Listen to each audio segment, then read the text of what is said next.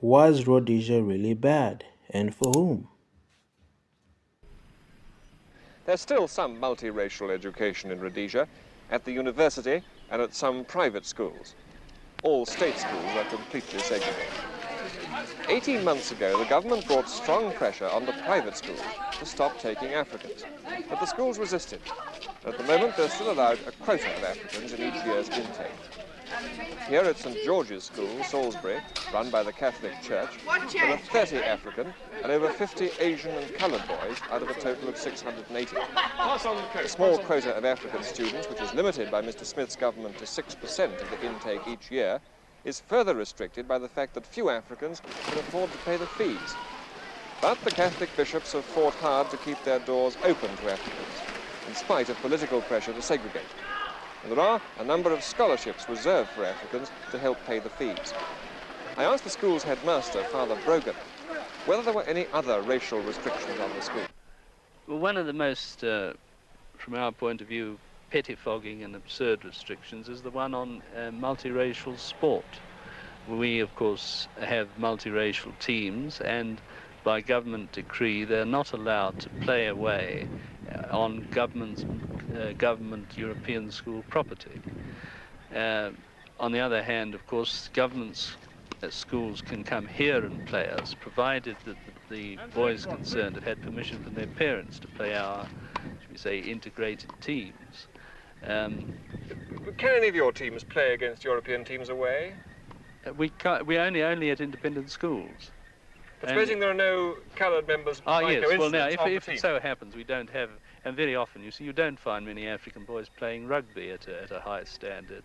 You don't often find they're not very good at cricket either. Their game is really soccer. And we do, in fact, have an integrated soccer league team, which European boys ask to play. But this isn't a school game here. This is in a league outside the school, and so for school games, it's a nuisance. But we find the government headmasters and staffs cooperate with us very, very readily in bringing the teams here, and we've not found that many teams are depleted because the parents won't allow the boys to play. It's no secret that Rhodesia was a oppressive white-led racist government and country, but to whom exactly, and is all they tell us, so true. Rhodesia was a self-declared state created after the white minority government led by Ian Smith issued the Unilateral Declaration of Independence from Britain. About 5 to 7% of the population, white settlers, controlled the state. Around 90% plus, black Africans, had little to no political power. Who was oppressed and how? The system primarily targeted black African majority populations, Shona, Ndebele, and others, through structured policies rather than just informal racism. 1. Political exclusion. Voting rights were tied to income, education, and property. These criteria were deliberately set so most black citizens could not qualify. Result: a white minority-dominated parliament and governance. 2.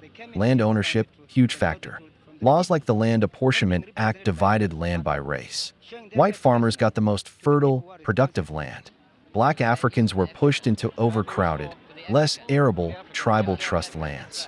Backhand index pointing right, this wasn't just inequality. It directly shaped wealth, food production, and long-term economic outcomes.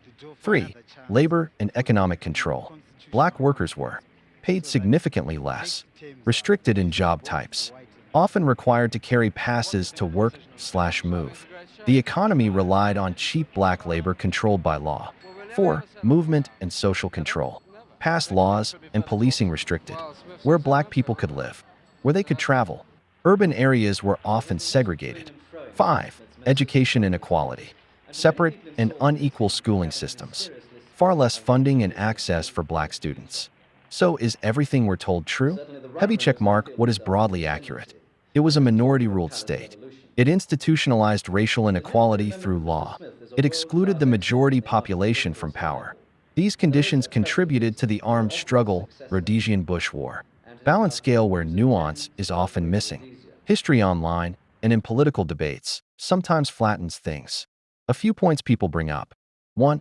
It wasn't exactly apartheid like South Africa.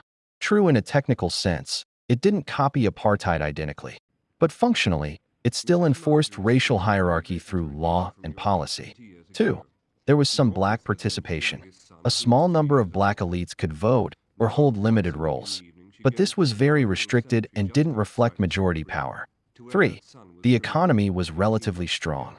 Yes, Rhodesia had commercial agriculture infrastructure, but this prosperity was unequally distributed and built on racial exclusion. 4. Security and order.